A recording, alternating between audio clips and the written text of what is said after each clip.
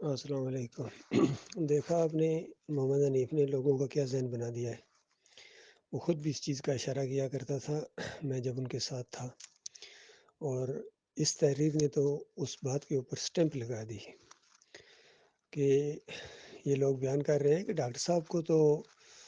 ممدی گل جیسے، اعظم صاحب جیسے، ڈاکٹر عمر خطاب جیسے، پھر حنیف جیسے لوگ ملے تھے، تو ظاہر بات ہے وہاں تو کام کرنا آسان تھا، لیکن بہت مشکل تھی محمد حنیف صاحب کے لیے، چونکہ ان کو ان جیسے لوگ نہیں ملے تھے، تو پھر بھی انہوں نے ہمت نہیں ہاری اور جماعت کو پھیلایا اور دین کا کام کیا، اور یہ تھی اور وہ تھی، ان کی طبیعت میں بردباری تھی، اور انکساری تھی، اخلاق تھا، علم تھا، سب کچھ تھا، لیکن ایمان خالص نہیں تھا، یہ میں کہہ رہا ہوں۔ اور یہ فتویٰ ہے ڈاکٹر مسعود الدین عثمانی رحمۃ اللہ علیہ کا کہ جو یوسف علیہ السلام کو سجدہ مانتا ہے اس کا ایمان صحیح نہیں ہے، اس کے ایمان کے اندر خرابی ہے۔ اس کی میں مثال اس طریقے سے دیتا ہوں کہ اگر کوئی نماز پڑھانے لگے، آپ اس کی تعریفیں کریں کہ یہ صاحب ہیں جو آج نماز پڑھائیں گے، بہت زبردست قرت ہے، حافظ قرآن ہے، مفسر قرآن ہے، اور خدمت خلق کرنے والے ہیں، تہجد گزار ہیں، ہر دوسرے تیسرے دن روزہ رکھتے ہیں، اور رمضان کے تراویح پڑھتے ہیں، سب کچھ کرتے ہیں، عمرہ اور ہر سال حج کرتے ہیں، سب کچھ تعریفیں کرنے کے بعد آخر میں الکا سا کہہ دیں بس صرف ان کا ذرا ایمان خراب ہے، تو آپ غور کیجئے، آپ ایسے آدمی کا نہ نماز جنازہ پڑھائیں گے، نہ اس کے پیچھے نماز پڑھیں گے، آپ کہیں گے ایمان خراب تھا، پھر میں کیسے اس کو اپنا امام بناؤں، اپنا لیڈر بناؤں؟ تو یہ ان کو احساس ہی نہیں اس چیز کا، ایمان کی بات چونکہ پیچھے چلی گئی، ان کی باقی خوبیاں آگے آ گئیں۔ اسی چیز سے فائدہ اٹھایا محمد حنیف نے اور شیطان نے کہ مومنوں کی جماعت کو مشرک بنا دیا، اور ان کو احساس بھی نہیں اس چیز کا۔ ابھی ان کے مرنے کے تیسرے دن ان کی مرکزی شورا کا اجلاس ہوا ہے، اس کے اندر سب نے ان کی بڑی تعریفیں کی، ان کو جنت الفردوس تک پہنچا دیا انہوں نے زبردستی۔ جس طرح محمد حنیف نے زبردستی وہ شرک منوایا، انہوں نے زبردستی اس کو جنت الفردوس تک پہنچا دیا اپنے خیال میں۔ اور پھر اس کے بعد اگلی دعا یہ مانگی دوسرے پیراگراف میں کہ اب ان کا جانشین بنایا جا رہا ہے ڈاکٹر عمر خطاب کا بیٹا ڈاکٹر عبداللہ عمر، اور پھر دعا مانگی ہے کہ یا اللہ اس کو بھی محمد حنیف کے نقش قدم پر چلنے کی توفیق عطا فرما، اس طرح جماعت کو چلائیں جس طرح محمد حنیف صاحب نے چلائی تھی۔ تو یہ بربادی جب انسان کی آ جاتی ہے پھر وہ یہی معاملہ ہوتا ہے، اپنی بربادی کی دعائیں مانگ رہے ہیں، یہ ان کو ہوش ہی نہیں یہ کیا مانگ رہے ہیں۔ تو اللہ تعالیٰ سے ہم پناہ مانگتے ہیں، اللہ تعالیٰ نے ہمیں محمد حنیف کے جال سے بچایا ہے، اس کے شرک سے بچایا ہے، اور اندھے مقلدین کی طرح اس کی آنکھیں بند کر کے پیروی سے اللہ نے بچایا۔ ہمارے مالک کا ہمارے اوپر احسان نہ ہوتا تو یقین کرے ہم لوگ، اور کم از کم میں تو بہت ہی زیادہ اس کے قریب اور جال میں تھا، میرا بچنا بہت مشکل تھا، لیکن میرے مالک نے مجھے بچایا، یقین کیجئے۔ اللہ اگر یہ ایمان کی سمجھ، توحید کی سمجھ اور شرک کی پہچان نہ کراتا تو میں اس کے جال میں پھنس جاتا۔ پھر اور بھی ساتھی نکلے ہیں اللہ کے فضل و کرم سے، اور 8 سال سے یہ مسئلہ اس انداز سے اٹھا ہوا ہے، اور ہر نیا دن نیا ماحول، نئے دلائل محمد حنیف کو مشرک ثابت کر رہے ہیں، اور ڈاکٹر عثمانی رحمۃ اللہ علیہ کو موحد اور بہت ہی یعنی فقی اور بہت ہی زیادہ مجاہد ثابت کر رہے ہیں، کیونکہ اس واقعے کے بعد ہمیں ڈاکٹر عثمانی رحمۃ اللہ علیہ کو سننے کا زیادہ موقع ملا ہے۔ تو یقین کیجئے ڈاکٹر عثمانی رحمۃ اللہ علیہ اور محمد حنیف ایک دوسرے کی ضد تھے، ایک دوسرے کا الٹ تھے، 180 ڈگری۔ ڈاکٹر عثمانی رحمۃ اللہ علیہ نے شرک کے دروازوں کو بند کیا قرآن و حدیث کے دلائل سے، اور محمد حنیف نے شرک کے دروازوں کو کھولا اپنے دماغ سے اور اپنی سوچ سے اور صوفیانہ انداز سے۔ یہ فرق ہے۔ ڈاکٹر عثمانی رحمۃ اللہ علیہ اس قدر ساتھیوں سے محبت کیا کرتے تھے کہ جس کی کوئی حد نہیں ہے، یعنی سارے لوگ بتاتے ہیں جن کے ساتھ واسطہ پڑتا رہا، بلکہ دوسرے لوگوں نے بھی بتایا یقین کے جو ساتھی نہیں تھے،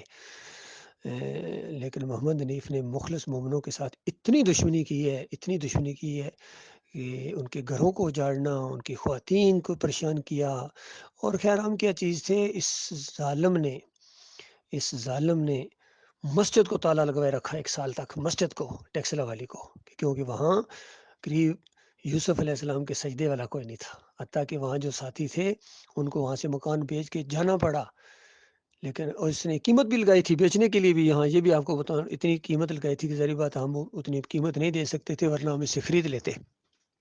تو یہ دین ہے ان کا، اللہ کے بندو۔ اور 7-8 سالوں کے اندر ان کی مساجد کے اندر جہاں کہیں جا کے ہم نے ان کو ایمان عقیدے کی بات بتانے کی کوشش کی ہے، آگے سے بھوکے بھیڑیے کی طرح جپٹے ہیں۔ اور یہ محمد حنیف کی تعلیم تھی، اپنے درسوں میں اس انداز سے بتاتا ہے ایمان کی خوبیاں بیان کرنے کے، کہ ایمان کا یہ معیار ہے کہ دھتکار دو ان کو، اس انداز سے یہ ان کو ذہنی طور پر تیار کرتا تھا۔ اور وہ اندھے مقلد اس کی باتوں میں آ کے اپنی طرف سے جہاد کر رہے ہوتے ہیں۔ تو یہ وہ معاملہ ہے اللہ کے بندوں، انہوں نے بالکل ایمان کے ساتھ بہت غدر کیا ہے۔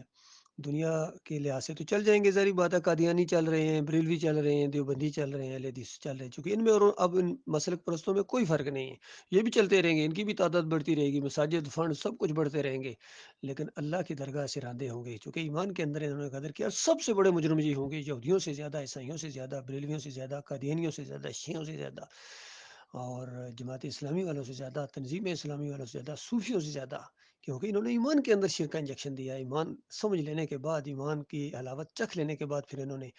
ایمان کے اندر قدر کیا ہے، تو لہٰذا یہ مشرک بھی ہیں، مرتد بھی ہیں، اور دوغلے بھی ہیں، دوغلے منافق بھی ہیں، سارے لقب ان کو ملے ہیں۔ اللہ تعالیٰ نے ہمیں ایمان کی خاطر محبت کرنے اور ایمان ہی کی خاطر نفرت اور بیزاری کرنے کی توفیق عطا فرمائی ہے۔ ان سے محبت بھی کی تھی، اللہ کی وجہ سے کی تھی، اور اتنی کی تھی کہ لوگ حیران ہو جاتے تھے۔ اب اس کے بعد اللہ ہی کی وجہ سے بغض ہے اور دشمنی ہے، اور ان کو کھول کھول کر ان کے شرک اور کفر ثابت کر کے ان کو طاغوت ثابت کیا گیا ہے، تو پھر بھی لوگ حیران ہو رہے ہیں کہ اتنی دشمنی۔ اللہ جانتا ہے کوئی ذاتی معاملہ نہیں ہے، بالکل کوئی ذاتی معاملہ نہیں ہے، خالص آخرت کا معاملہ ہے، ایمان کا معاملہ ہے، اللہ کے وقار کا معاملہ ہے۔ اللہ تعالیٰ اس پر قائم رکھے اور مخلص اور باصلاحیت ساتھی ہمیں دے، جو دین کی قدر کریں، ایمان کی قدر کریں، اللہ کا وقار ہو ان کے دلوں کے اندر۔ ایسی مضبوط بنیادوں کے اوپر جماعت دوبارہ قائم ہو گئی ہے، نظم قائم ہو گیا ہے الحمدللہ۔ لاہور میں ہمارے کمال خان صاحب بہت ہی مخلص اور بہت ہی سادہ اور بہت ہی زیادہ خلوص والے، اور ایمان کی قدر کرنے والے، اللہ سے ڈرنے والے، متقی اور پرہیزگار ہیں، اور محمد حنیف کا اور ان کا کوئی مقابلہ ہی کوئی نہیں ہے، یقین کیجئے دنیاوی لحاظ سے بھی وہ اتنے شریف آدمی ہیں کمال خان صاحب، اور محمد حنیف کا کوئی مقابلہ، ان میں سے جتنے دوسرے گروہ نکل گئے ان کا بھی کوئی مقابلہ نہیں ہے، پاس کو بھی نہیں ہے، یقین کیجئے ان کی گرد کو بھی نہیں پہنچ سکتے اس معاملے میں، نہ یعقوب علی، نہ سرفراز، نہ دائیو، نہ اختر بیگ، نہ بدر کے بچے، نہ فیاض محمود، کوئی بھی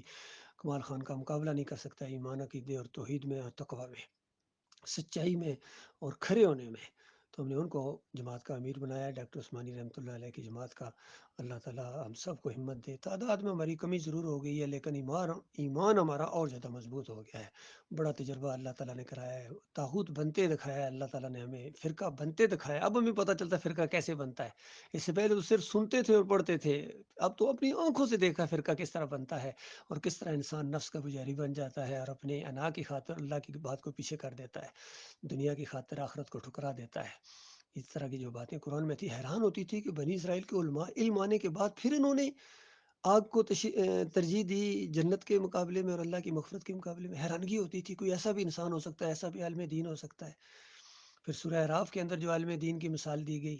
کہ یہ دنیا کی طرف جھک پڑا اور اس کی مثال کتے کی ہوگی، حیرانگی ہوتی تھی۔ سورہ جمعہ کے اندر ایسے علماء کی مثال دی گئی کہ یہ وہ گدھے ہیں جن کے اوپر کتابیں لدی ہوئی ہیں، تو بالکل ان کے اوپر پوری طرح فٹ آتی ہیں، اور قرآن کی وہ آیت ان کے اوپر پوری طرح فٹ آتی ہے، وَمَا يُؤْمِنُ أَكْثَرُهُم بِاللَّهِ إِلَّا وَهُمْ مُشْرِكُونَ۔ اکثریت ایمان کا دعویٰ کرنے کے باوجود مشرک ہوتے ہیں، انہوں نے شرک کیا ہے۔ دعوت القرآن جلد دوم کے اندر انہوں نے شرک لکھا ہے، محمود الحسن کی طرح۔ محمود الحسن نے بھی 3-4 پاروں کی تھی تفسیر، اور اس کی موت آ گئی شرک کے اوپر۔ یہی معاملہ محمد حنیف کے ساتھ ہوا، اس نے بھی 3-4 پارے جو کہ یہ ہیں 2 جلدیں شروع کی لکھی ہیں، تو اس کے بعد اس کی موت آ گئی اسی شرک کے اوپر، اور اب یہ اندھے مقلدین ان کے پیچھے جا رہے ہیں، بات کرنے کے لیے تیار نہیں ہے، بات سننے کے لیے تیار نہیں ہے۔ اور سورہ الملک کے اندر آتا ہے جہنمی کہیں گے کاش ہم نے کسی کی بات سنی ہوتی، کاش اپنی عقل کو استعمال کیا ہوتا، اور ذرا سا تو عقل کو استعمال کرو میرے پیارے بھائیو۔ محمد حنیف کہتے ہیں یہ ڈاکٹر صاحب کی آواز ہی نہیں، اندازہ لگائیے، وہ ایسی بات کہہ ہی نہیں سکتے، اس پر اس کو پکڑ لیتے کہ ٹھیک ہے محمد حنیف صاحب آپ شرک اختیار کریں، جو مرضی کریں، جس طرح مرضی تشریح کریں، لیکن جھوٹ تو نہ بولیں۔ لیکن کسی کی ہمت نہیں ہوئی ہے، کسی کی، یہ سارے واقعات اللہ نے اس انداز سے سامنے لاتا ہے مالک تاکہ تمہاری عقل کو، باقی آوازیں نہیں دے گا اللہ تعالیٰ، یاد رکھیے آوازیں نہیں دے گا، وہ بے نیاز ذات ہے، القہار الواحد القہار الجبار رب ہے، بے نیاز ہے، اس کو کسی ایک کی بھی پرواہ نہیں ہے۔ اس لیے اس نے انبیاء کو کہہ دیا تھا اگر یہ شرک کرتے میں ان کو سارا دیوالیہ کر دیتا، تو محمد حنیف کیا چیز ہے، اس کی تفسیر کیا چیز ہے؟ بہرحال اس کی تفسیر ان ساری تفسیروں میں شامل ہو گئی جو شرک پھیلانے کا باعث بنی ہے۔ اور اب نشاندہی جب محمود الحسن کی کریں گے، اشرف علی تھانوی کی کریں گے، تو ساتھ ہی محمد حنیف کی نشاندہی ہوگی۔ جب تک مومن ہیں اور جب تک قیامت تک یہ تحقیق ہوتی رہے گی اور یہ چیزیں سامنے آئیں گی کہ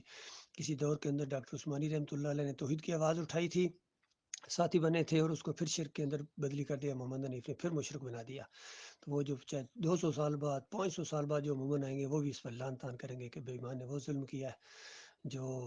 بہت ہی بڑا ہے۔ اللہ تعالیٰ اس کے فریب سے ان کے بعض والوں کو ہم دعا تو کرتے ہیں اللہ تعالیٰ ان کو ہدایت دے، عبداللہ عمر کو، ڈاکٹر عبداللہ عمر کو، دوسرے لوگوں کو، تاکہ یہ تلافی کر سکیں۔ اور کیونکہ جو زندہ ہیں ان کے لیے تلافی کا موقع ہے، اور جو مر گئے ہیں ان کے لیے اب تلافی کا کوئی موقع نہیں۔ ان کے ساتھ دشمنی ہے، ایسی دشمنی کو دل کے اندر کی گہرائیوں سے اٹھتی ہے، بغض ہے، اور قیامت تک کے لیے کوئی ان کے ساتھ سمجھوتا نہیں ہو سکتا جب تک اللہ کے دربار میں فیصلہ نہ ہو۔